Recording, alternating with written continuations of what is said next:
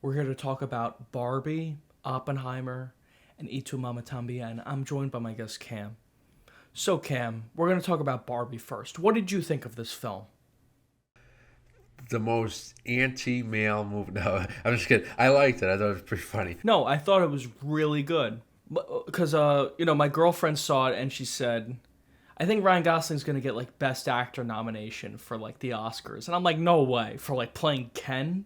But yeah, I honestly, after seeing the movie, I honestly think he will get an Oscar nom for it. Yeah, I wouldn't be surprised. I mean, it's rare, but comedic performances do occasionally get like recognition, like Kevin Kline in A Fish Called Wanda, And, even if it's like a very like silly role. You mentioned Tropic Robert Downey Thunder. Jr. was. Yeah, you mentioned Yeah, Tropic Thunder. Yeah, Robert Downey Jr. yeah. It probably should happen more often than it does, but like, yeah, it does happen on occasion. There were a group of teenage boys, I told you, who were like sitting right next to me. And they were like laughing the whole movie, basically at Ryan Gosling. And then at the end of the movie, one of them said like, "Oh, this movie sucked."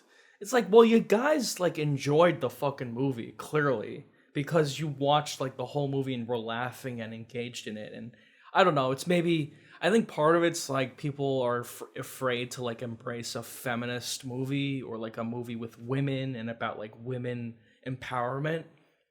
And that's definitely part of it.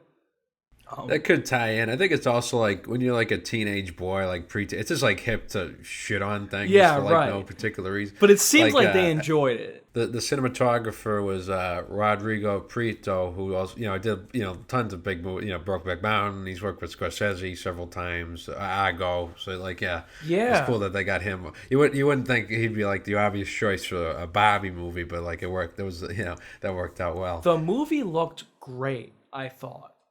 Really Yeah. great color, and it's just like Right. the Yeah. framing of everything. It looked fantastic, I thought.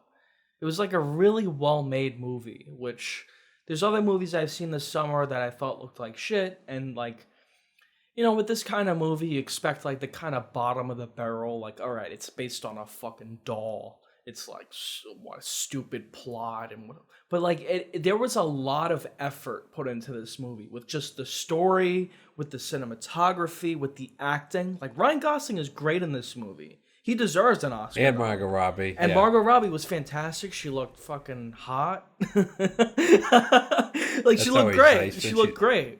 Lots of good shots of her in the movie, and yeah, that's And she makes Bob. She's always she's a very likable character. Right. We want to know what. Yeah, we're engaged in her right away. obviously that too. But I mean, like the teenage Yeah, boys yeah, sitting yeah. next to me. I'm like, why are they complaining? They had to look at like all these beautiful women. Yeah, not a bad incentive. Yeah, exactly. So like, what are they like, gay?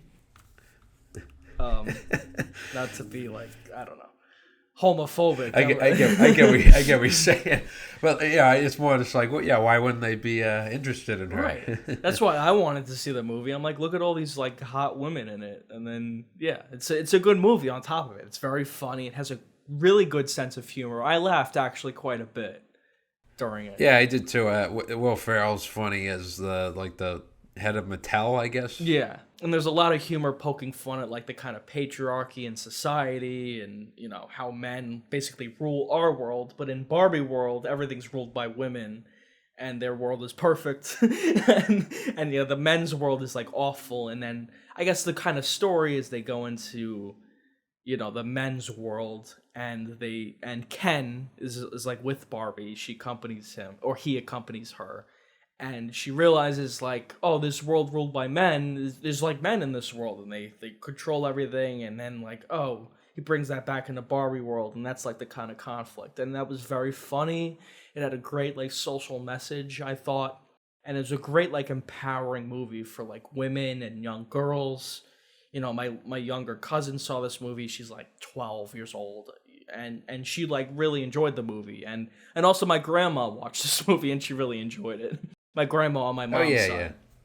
Yeah, my grandma on my dad's side passed away last year, which, but like she really enjoyed the movie. Like, it's a movie made for women of all ages, and also men can really enjoy it too. It's like very funny, has a great like lead male performance. I noticed the funny movie references.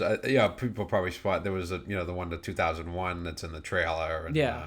a few others like Being There and The Matrix. You know, certain other like Wizard of Oz. They kind of got like that. Yeah, vibe. right. Even my mom like got those. Like, oh, she saw the movie with like my grandma and my cousin, and yeah, even she got like the 2001 references, and yeah, they're very funny, and yeah, but the thing is too, like, I saw the influences with this movie. I saw like the Lego Movie is influenced by this, or the Lego Movie influenced this movie, and similarities, sure. Yeah, and even like I don't know. There's another Free Guy. Free Guy, yeah, that was it.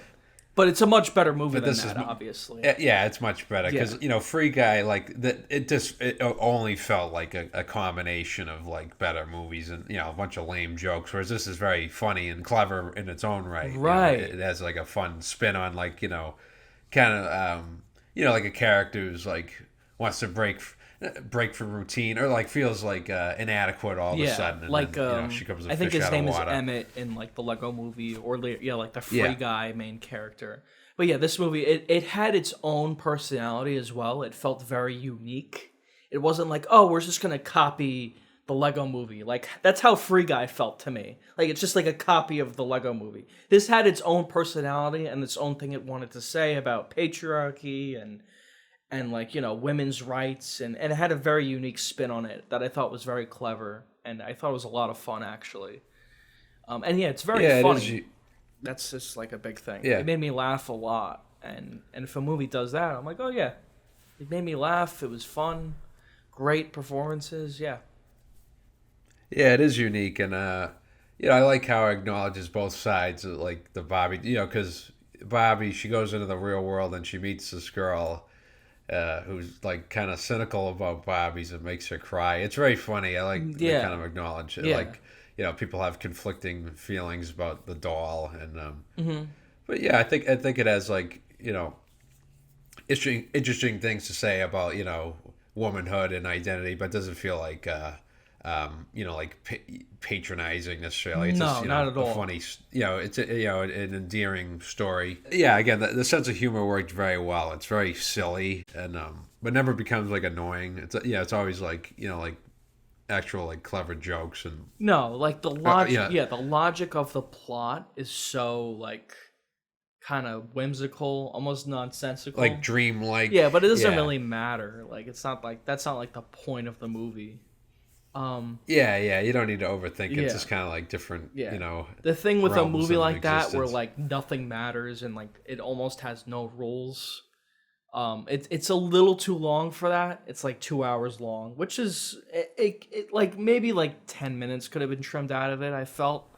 I don't know. I think I didn't have a problem with the length. That's fine, especially like just toward the end, like that last part where it kind of like stops being funny. There are some kind of funny parts there. Like, you know, it's like a, you know, more dramatic, but it doesn't feel like tacked on. No, you know, it works. Sometimes I feel like it can be awkward if like comedies like, you know, like try to become like super dramatic like in the third act, but, you know, this felt a little more like organic when it was thrown in. And there are some funny parts in that third act, like when the creator of Barbie comes out and talks to Margot Robbie. Yeah, I like the last gag. The last gag is a good one. Yeah, that was funny. Yeah, a good ending. And yeah, I just really enjoyed the movie. I didn't have much of an issue with, like, I don't know, the message of it, or was it talking down to men? Like, to me, it clearly wasn't.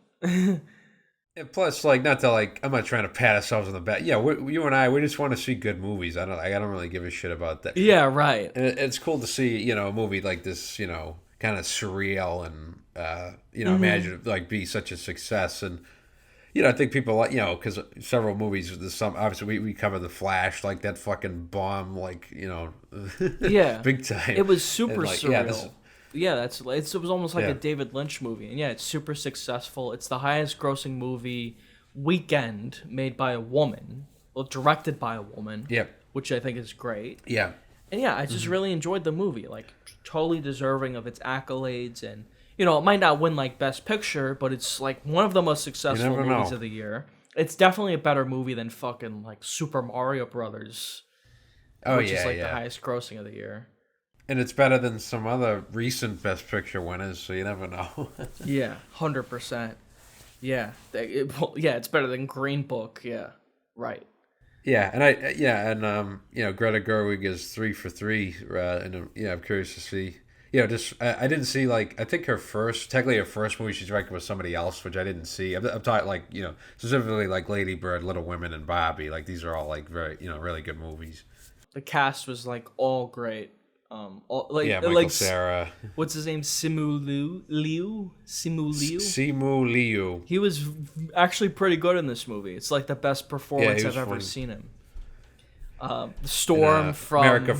we watched X-Men Apocalypse, Dark Phoenix, but like Storm in that movie, she's in this movie. She's great in the movie. She looks very attractive. Yeah, she does. And America Ferrera is. I always like her. She has a good part in the movie. She's like an executive, or she a Mattel employee. She helps Barbie. Yeah. So yeah, definitely check this one out. It's a good movie. I mean, you've probably seen it. Yeah.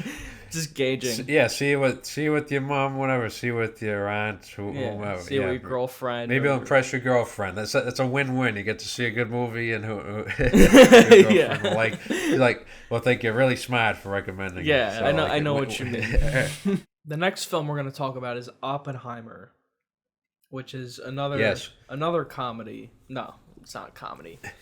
There's some funny parts, but it's not a comedy. Yeah, there's levity, but it's definitely a drama. And let me just say, I love that a movie is coming out that isn't it's a big studio movie, but it isn't a franchise. It isn't a sequel. It's not based on any kind of IP. It's just an original. It's based on a book. It's based on a book about Oppenheimer. True events. True events as well. But yeah, it's just like an original drama biopic, which is usually like a drama that's perceived as very dry and very boring. But the movie was not only fantastic, but it did very well, which I think is amazing. I really love that. I really love that this movie did well critically and financially. And I thought this movie was absolutely fantastic. Yeah, I think it speaks both to the quality of the movie and Christopher Nolan's name recognition that it's such a success. Because on paper you would think like a 3-hour biopic would be such a smash, and it definitely helped. It was cool too that that and Bobby came on the same day. You think that would kind of like work against both movies, but kind of. It was to both of their benefit, really. Yeah, it was a sensation. Like Barbenheimer was a sensation. Yeah. Like usually when like two movies come out the same weekend, I'm telling you, audience, they take an audience away from each other. Like, so this movie, one movie comes out, it takes an audience away from the other movie. But both of these movies did well. Both audiences saw both movies, basically, or like one audience more or less, quite a few of them. Yeah, the audience saw both movies in this case, which is not only rare, but it's like incredible that like it came out and it did so well. And that Barbenheimer kind of phenomenon. And some people like Barbie more than Oppenheimer. Some people like Oppenheimer more than Barbie. They're both good movies. Like, they're both more than like 7 out of 10s for me. Like, I enjoyed both movies. But for me, Oppenheimer was just incredible.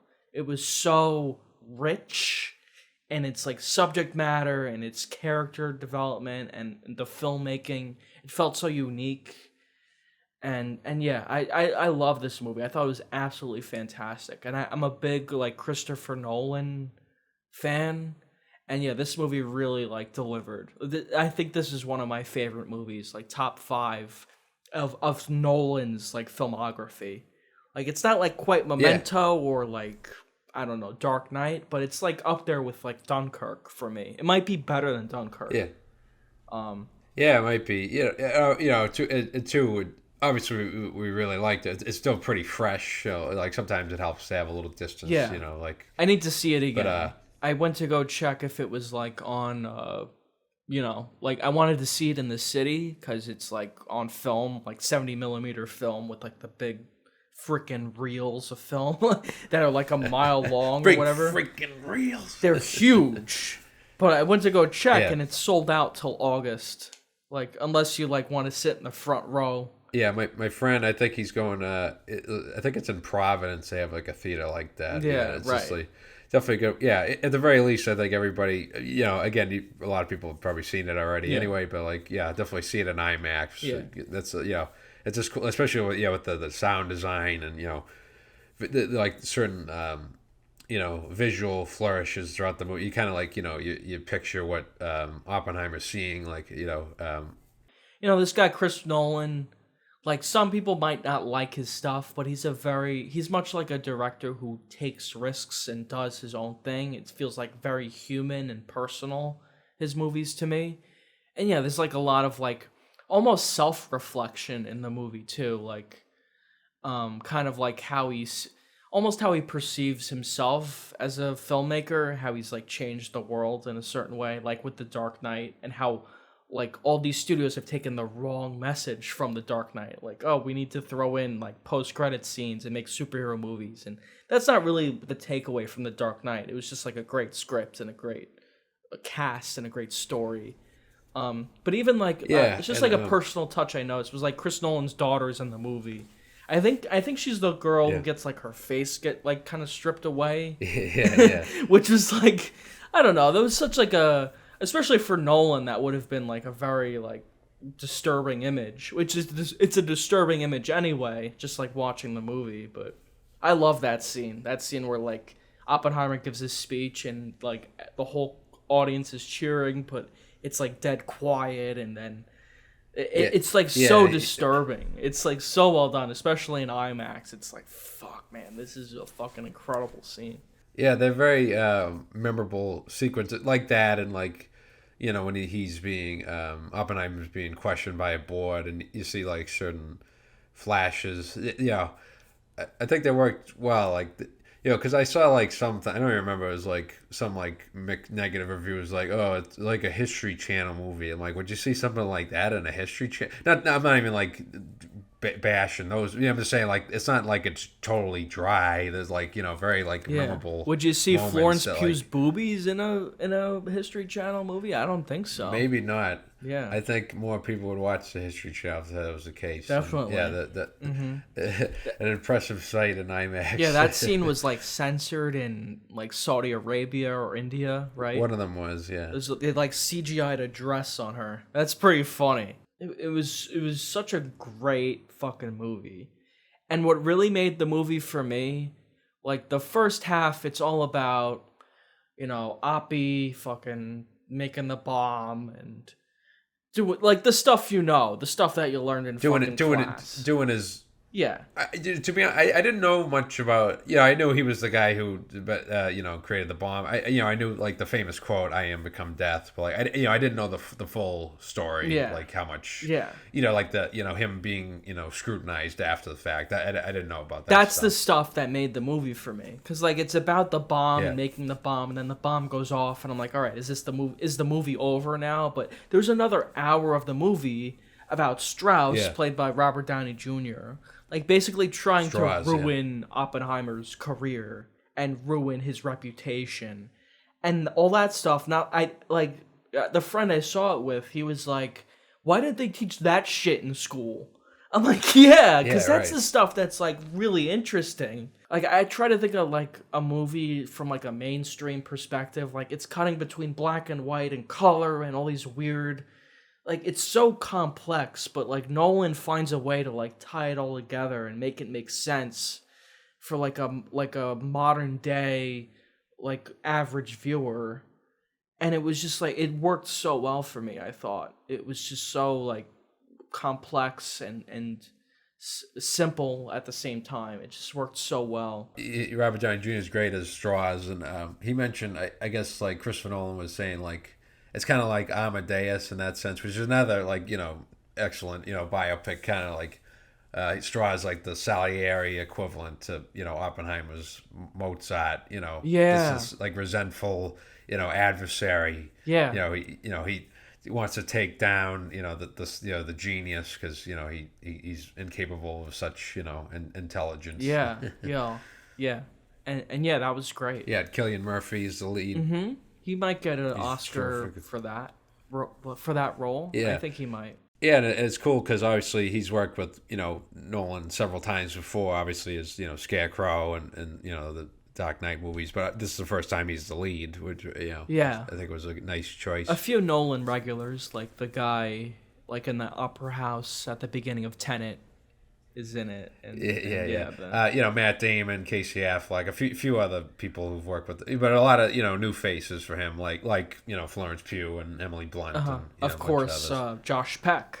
That's like the big Josh Robe from Max Keeple's Big Move. I don't know if anybody else knows that movie. Dane DeHaan, which I told the friend I saw the movie with is like, that was Dane DeHaan, like 20 minutes after his first appearance. I'm like, yeah, I got it. Yeah. It's a big, cast. So like, there are a lot of familiar faces. Like, it's the bad guy.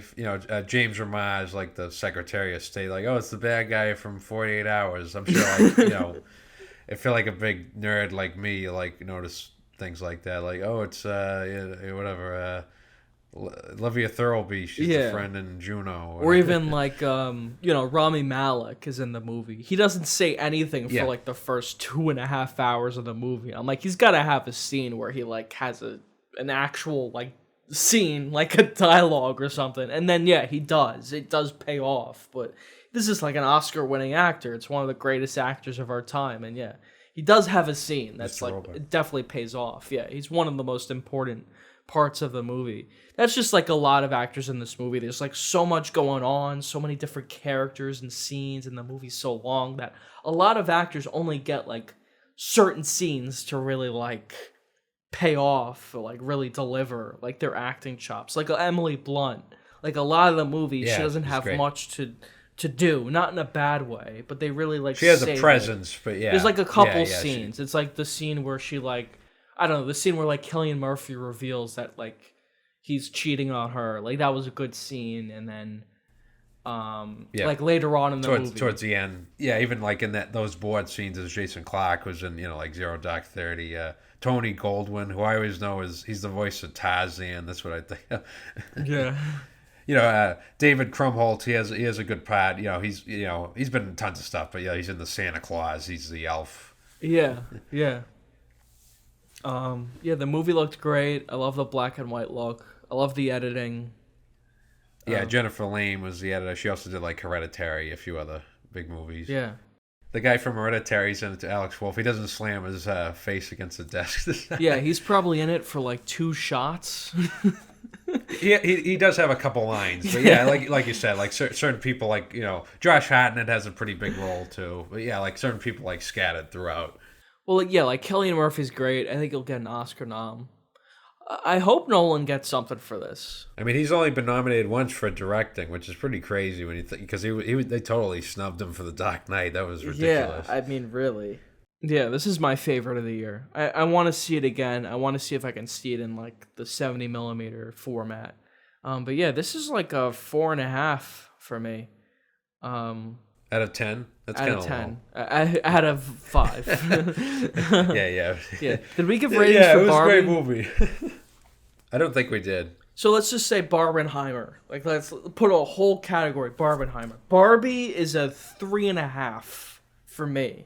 I would think it would be higher for you because you seem to like it a lot. I did enjoy it, but it's not like the greatest movie I've ever seen. Really, it's like okay. Yeah, I'd give it at least an 8. I think. Okay. Out of 10. Okay. It might go up. Yeah. But that's what I'll go. For you, it's now. a 4-star. That's fine. Yeah, like just like some of the pacing issues in Barbie, and then like I don't know. There's some issues I had with Barbie. There's some kind of like parts I didn't really enjoy as much. But like Oppenheimer for me is like a 9. It's like a 4.5. I thought it was incredible.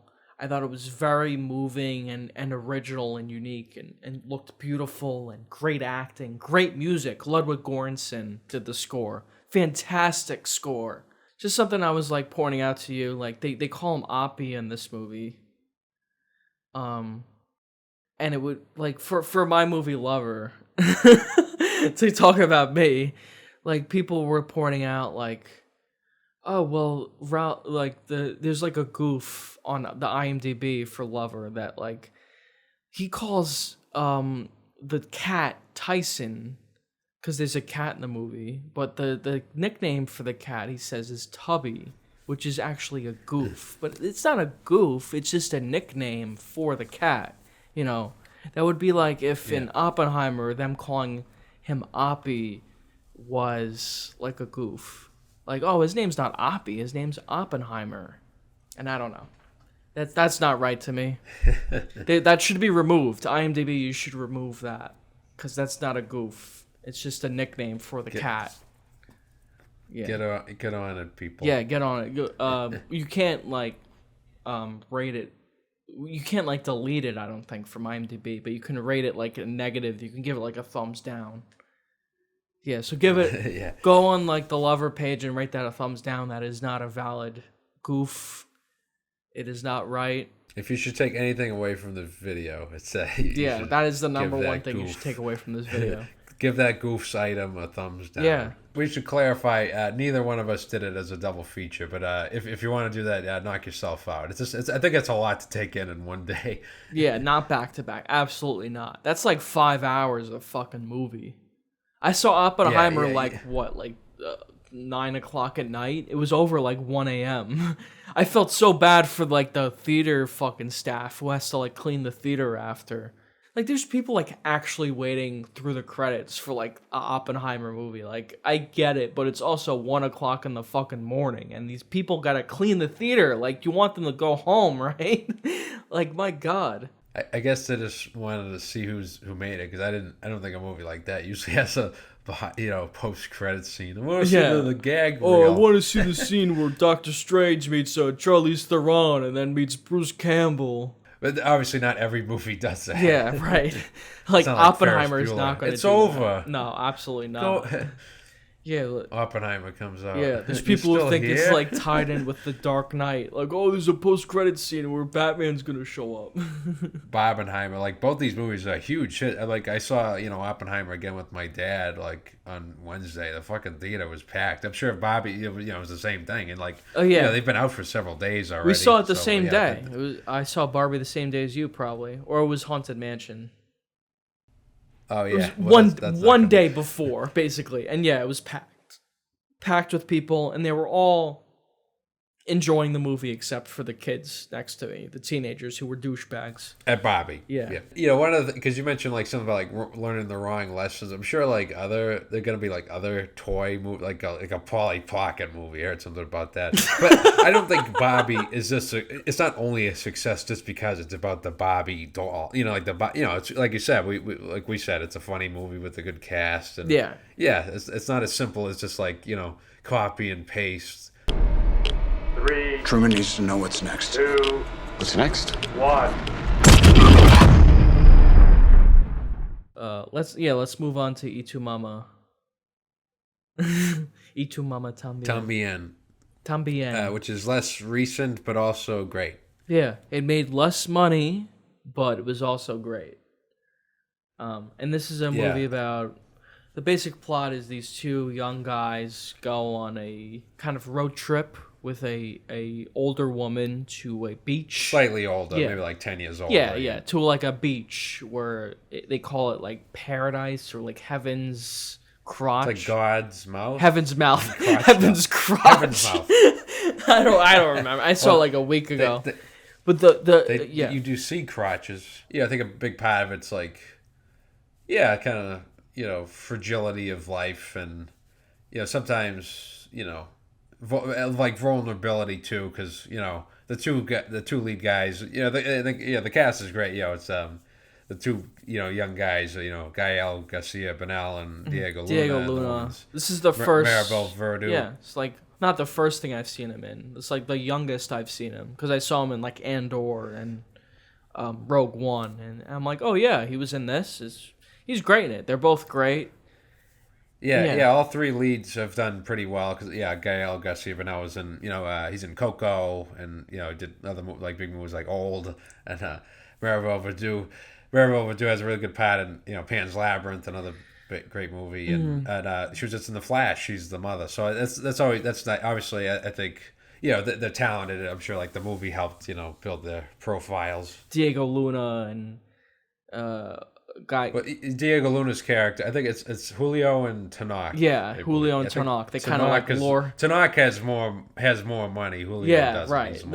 His like father is like the owner of like a country club, and they go in the pool every Sunday and then fucking jerk off on the diving board. Yeah, you see semen land in the This pool. is a shot. You see their cum fucking land in the pool. Yeah. Yeah. But yeah, it's about like them. They kind of like lure her in, like, "Hey, come on this like vacation with us, and we're gonna have lots of fun." And then she does. Later on in the movie, it's revealed it's because she has. Oh, spoiler alert. Yeah, there are spoilers. She's sick. Yeah.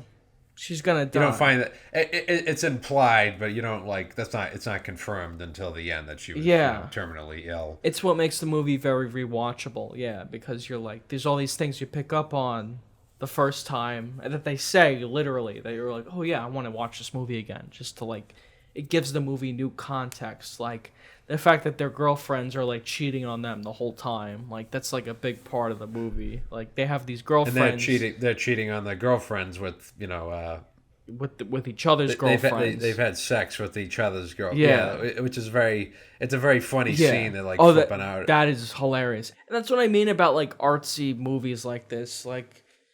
If you have a sense of humor, like if you're like actually funny, you can get away with a lot. And this movie's actually really funny. It has a really good sense of humor. Yeah, and entertaining and poignant. Yeah, and that's what makes the poignant moments like stick out more. Because I don't know, to me this movie was a lot about like not only like sexuality and like sexual like freedom, like that kind of thing. It's also about like poverty, like the disparity between the rich and the poor, because a lot of these characters come from like higher class structures, like the woman character club, in it, and they're at, what are they at, like is it the bullfight? Yeah, like there's like they're at like the the arena. Yeah, that's an incredible scene. That's where they meet Louisa. That's an incredible scene, just how it's shot. I remember in film school we were taught like cinematography just from that scene, because it's like this long take between them, like the three characters in the scene, and there's like these bullfighting things going on in the background. And well, once they go on their vacation, they go through Mexico and they see these like kind of impoverished areas and how these people live. And also to me the movie tied in sexual liberation with like kind of I don't know, almost like lower, like poverty, almost like the higher I don't mean it as like a disparaging way, like higher class people are so conservative, so restrictive in their sexuality and their sexual liberation, and then you see these characters kind of go in like impoverished areas, and then they are more like free, there's more freedom, there's more, they can really express like how they feel, who they are once they're in these like kind of environments. And like the poverty of the movie, like, because I've been to Mexico before, and that's like what I saw, like on the way to our resort, which is obviously like a higher class, because I'm white or whatever, like we go to these higher class like resorts or whatever, but on the way you see all these impoverished areas, and there's even shots in this movie where you see like driver's POV outside the window, you see the fucking like the shanty towns and these kind of like impoverished like areas, and it like makes that point like really well, I thought. You find out like because there's throughout the movie there's an omniscient narrator. And he mentioned because the three leads, they go on a boat. The guy they're having a good time, whatever, they're swimming with the family, but the guy, you find out whatever, the guy after the fact running the boat like lost his job or whatever. There's like little hints of that, like even while they're going on this fun journey, they're like hints of kind of despair and poverty. Yeah, right. That's like the point the movie's making. Yeah, like they point out that he lost his job because it was taken over by like a union, a Fisher's union, like what it's like something like that. And yeah, it just makes that Kind of point. forced out. Yeah. Yeah, that there's like these impoverished people, like in that environment. Yeah. I don't think we mentioned too. This was directed by Alfonso Cuarón, which is he had done a few. This wasn't his first. He'd done a few movies before, but this was like I think a big breakout for him because obviously afterwards he did great movies like Harry Potter and the Prisoner of Azkaban and Children of Men and Gravity. I still haven't seen Roma, but I know that's a good one. Yeah, Roma's great. And I thought it was cool. I guess this was, I think, helped him get the Harry Potter gig because the producer, David Heyman, who also produced Barbie, he really liked the movie, which I think was a good instinct because it wasn't just let's pick a director who's done 4 other fantasy movies before. It was just, this is a really great movie. We think this guy's, talented. Obviously it fit well. I mean, that's a lot of people's favorite of the Harry Potter movies. Yeah, because that's like what Chris Columbus kind of was. Like, not that he's a bad director. Yeah, he got things started. But yeah, like Cuarón, he brought like a very a visual style to it, and that carried through to the rest of the movies. Right. Like, cool shots and those movies in Harry Potter too. Like it's like one take when they're like standing on the bridge at Hogwarts. Like little flourishes you notice throughout them. It adds to the atmosphere. And I really love the song it's a Frank Zappa song at the end. And I read we mentioned IMDb before. Sometimes the trivia or whatever goofs can be spotty, but apparently like this was Frank Zappa was he was deceased by the time this was made. But apparently he didn't want like certain songs used in other media. But his widow Gail, she saw the movie and really liked it, so she gave permission. And yeah, it fits well. I think it like ties into the mood a little bit. Like it's because a very like long, hardcore like rock song. It just Yeah. That was a good choice. Mm-hmm. I thought it was a good choice. Yeah. 9 out of 10 for me. I thought this was fantastic. Yeah, I give it 9 out of 10.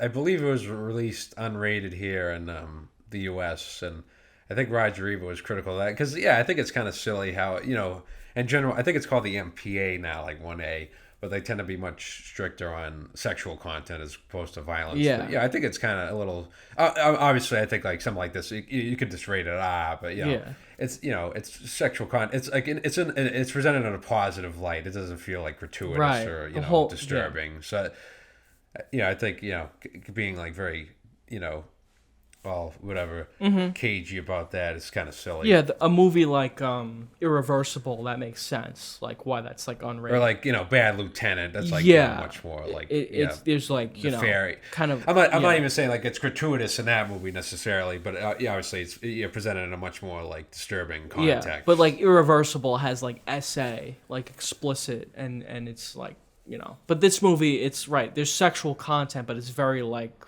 positive, right? So like a positive message about like sexual liberation, right? But the MPA has been like they've been faced with that kind of like criticism before. So hopefully things change. We'll see. We'll see. But I love this movie. I thought it was fantastic. I love the I have both the Blu-ray and the DVD here because I showed you both, or I showed you the DVD because I have the DVD, which I got from what was it called near us? I don't even remember. Fucking Barnes and Noble. No, not Barnes and Noble. The DVD. That DVD store, that DVD Blu-ray store near us in L.A. Oh, Amoeba. I don't know how I didn't remember that. This is from Amoeba, and then I got this from Barnes and Noble, the Blu-ray, the Criterion. But I like had the DVD. I never watched it, and then I just decided to get the Criterion of it. Yeah. I was flipping through the Criterion. I rented it. Yeah, it was cool. There's a documentary about. You got it from the scenes. library. Cool. Yeah. Definitely check this one out. It's really good. Questions. This is from Drab. Okay. What are some movies you like with particularly good sound design or use of sound in general? I.e., Skinamarink is a recent example. Yeah, that's a really scary one. Yeah. Very loud sound in the theater. Yeah. I didn't even. I just watched it at home. I know you went to the theater. Go to sleep. That's a good one. A lot of Nolan's movies. I know people criticize Barbenheimer. Yeah, that's an. Yeah, but like sometimes you're like, people like, oh, I can't hear the dialogue, but I think that's like an intentional choice for him. It's not like an editing mistake like it was with like the second Spider-Verse movie. It's like very intentional that you can't hear certain lines, like when he's getting interrogated and there's these loud like sounds like going on. I don't know. It felt more intentional than like a movie like Spider-Verse. Sure. Yeah. Obviously, something like 2001. I think like particularly like towards the end, you think it's like presumably like the aliens. You're like like when he's in the in the hotel room, or even when they go to the moon there and there's like that loud beeping sound. Yeah, or whatever. piercing noise. Yeah, you literally like if you see it in 70mm, you have to cover your fucking ears. Oh, at IMAX, It's so it's loud. really loud. Same with in the middle, when Hal's killing the hibernating astronaut. Oh yeah, beep beep beep beep. Yeah, it's fucking so it's loud, man. Yeah, man. There are probably other examples. That's a good question. I guess I'd have to think about it. There are probably some ones that like spring to mind. Maybe like No Country for Old Men, like something like that, because there's certain scenes that don't really have a score, like that you don't hear. It's a lot of when like Anton, when he like kicks the door and like because he has like the big silencer on the shotgun, like that's great. It definitely adds to like the tension. You hear like all of a sudden the door slams. I'm like, Oh yeah, that's definitely a good one. Yeah, for sure. Like use of like diegetic music or just like not using music. Yeah. There is you do hear the score at certain points, but a lot of the time it's just the sound effects in the scene. Yeah. Which was a good choice. Great Raging Bull. There's certain like when Jake's beating up his brother. He like the sounds you hear, like he's like beating him up in his living room. It's reminiscent of the noise you hear when he's fighting in the ring. Yeah, that's true. Okay, I got my 4K of that, stuff like so that. I'm gonna watch it again soon. Oh yeah. So I guess that's it. Yeah, if you want to leave questions, leave them in the comments section, or leave it on the Ralph the Movie Maker podcast Reddit, or maybe even the Ralph the Movie Maker Reddit, wherever you want to leave it. I don't care. Just send it to me somehow. Just let me know.